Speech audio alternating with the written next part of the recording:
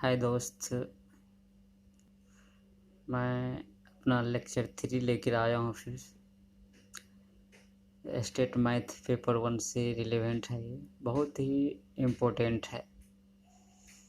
ये टॉपिक द्विघात समीकरण से है।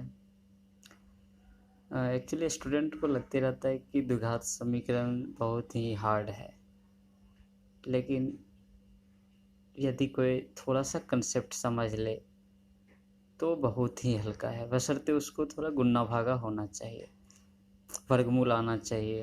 तो द्विघात समीकरण हल करने में कोई भी प्रॉब्लम नहीं होता है। दोस्तों, आप लोग कॉपी कलम साथ में रखिए, जो मैं बताऊंगा उसको लिखने का प्रयास कीजिए या मेरा वीडियो को डाउनलोड कर लीजिए। तो आइए चलते हैं टॉपिक पे। द्विघात समीकरण बहुत बहुत इम्पोर्टेंट टॉपिक है, अपने आप में ये एक महत्वपूर्ण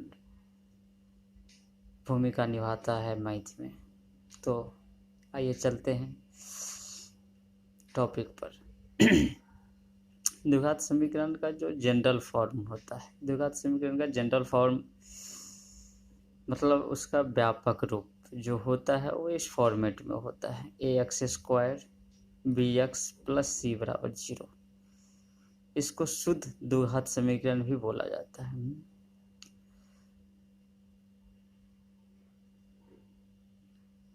तो एक तरीका से इसका जनरल फॉर्म है, इसको आप रट लीजिए: ax² + bx + c = 0, जिसमें x² का गुणांक क्या है, यहाँ पे a है, x का गुणांक क्या है, b है, और c क्या है, अचर पद है। अचर पद मतलब क्या होता है, उनके साथ कोई भी वेरिएबल टर्म नहीं आता है। तो इसलिए इसको मिश्र द्विघात समीकरण बोला जाता है, क्योंकि इसमें b टर्म भी आता है।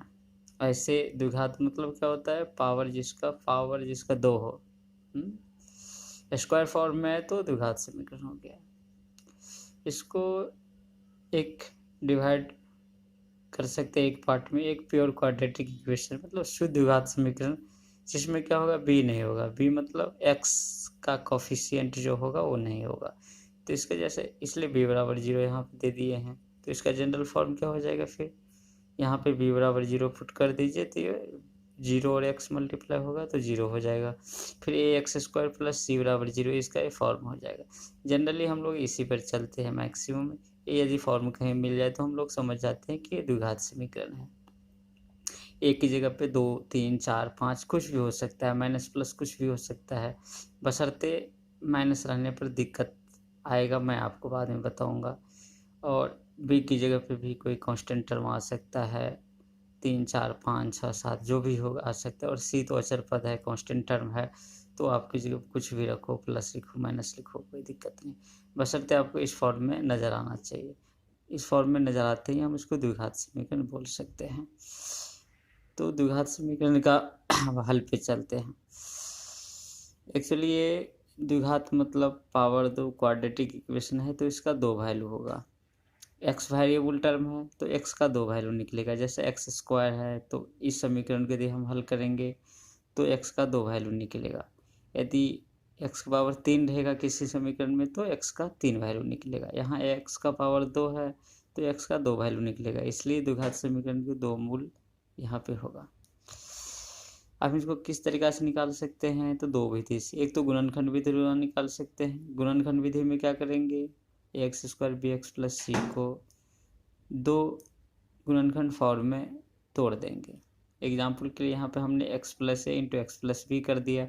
अब दोनों को = 0 के बराबर करके x का वैल्यू यहाँ से एक निकल जाएगा, x का वैल्यू यहाँ से निकल जाएगा, तो x का 2 वैल्यू निकल जाएगा। ये हो गया गुणनखंड विधि द्वारा। दूसरा क्या होगा, एक सूत्र विधि है। सूत्र विधि में क्या है, x का जो वैल्यू निकलेगा -b ± √d/2। d क्या है, विविक्तर हिंदी में कहते हैं, डिस्क्रिमिनेंट होता है। और इसका d का जो वैल्यू होता है b² - 4ac होता है। याद रखिए आप, x² का जो भी गुणांक होता है उसको a, x का गुणांक b और अचर पद को c लेते हैं। चलिए हम मेरा स्टाइल है, कोई अलग स्टाइल से पढ़ा सकता है, कोई अलग स्टाइल, बट एक्स स्क्वायर का गुणांक कुछ ना कुछ कोफिशिएंट से नाम दिया जाएगा, उसका कुछ ना कुछ अचर पद होगा वो। ओके, तो डी का क्या हो जाएगा, बी स्क्वायर माइनस 4 से याद रखना है आपको। ये डी का वैल्यू यहाँ से निकाल सकते हैं। मान लीजिए बी की जगह पे 3 4 हो गया, 5 हो गया, जो भी हो, ए होगा, कुछ सी होगा, तो इसका वैल्यू कुछ ना कुछ निकल जाएगा। अब एक्स का वैल्यू यहाँ से कितना आ जाएगा, 1 प्लस में आ जाएगा, 1 माइनस में आ गया, एक्स का value 1 plus root under D आ गया, एक्स का वैल्यू माइनस डी आ गया। अब द्विघात समीकरण का मूलों का लक्षण क्या होगा।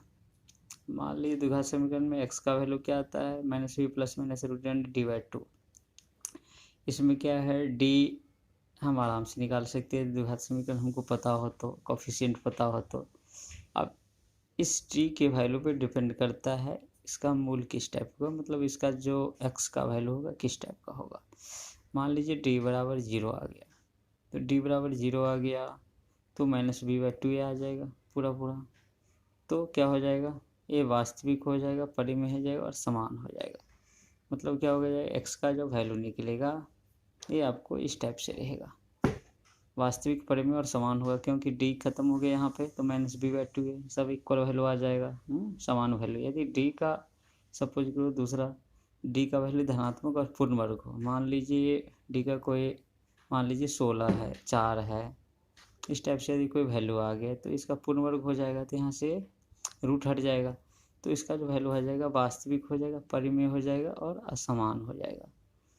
परिमेय हो जाएगा क्योंकि रूट खत्म हो गया, तो परिमेय भी हो जाएगा, और असमान होगा क्योंकि एक तो प्लस में जुटेगा फिर माइनस में घटेगा, ये तो जीरो है नहीं, यहाँ पे कुछ ना कुछ वैल्यू देगा, तो एक बार जुटेगा एक बार घटेगा, तो असमान वैल्यू निकलेगा और परिमेय होगा। मान लीजिए एक धनात्मक, मान लीजिए डी का वैल्यू फिर धनात्मक देते हैं बट पूर्ण वर्ग नहीं हो, जिसका मान लीजिए 17 आ गया, 19 आ गया, 18 आ गया, कुछ ऐसा ही, तो इसमें क्या हो जाएगा, इसका वैल्यू वास्तविक हो जाएगा, अप्रमेय हो जाएगा और असमान हो जाएगा। अप्रमेय हो जाएगा इस टाइम में, असमान तो होगा ही। यदि मान लो डी का वैल्यू ऋणात्मक देते हैं, तो याद रखिए कोई भी वैल्यू स्क्वायर में कोई भी वैल्यू का वर्गमूल हम नहीं निकाल सकते जब वो वैल्यू ऋणात्मक हो। मान लीजिए -3 का आपको निकालना हो, तो आगे जाके इंटर में हम इस चीज़ का है कि आई स्क्वायर बराबर -1 ले लेते हैं, वो काल्पनिक में निकल जाएगा, लेकिन बशर्ते हम 10th स्तर पे हम लोग निकालते नहीं है, तो क्या हो जाएगा, एक्स का वैल्यू यहाँ काल्पनिक हम लोग लिख देंगे। तो डी का यदि ऋणात्मक हो तो इसका जो वैल्यू एक्स का यहाँ आएगा ऋणात्मक आएगा, सॉरी काल्पनिक आएगा। चलिए दोस्तों, धन्यवाद। वीडियो इस तरीके से देखते रहिए, कमेंट कीजिए, यदि आपको वीडियो शेयर भी कीजिए, डाउनलोड कीजिए।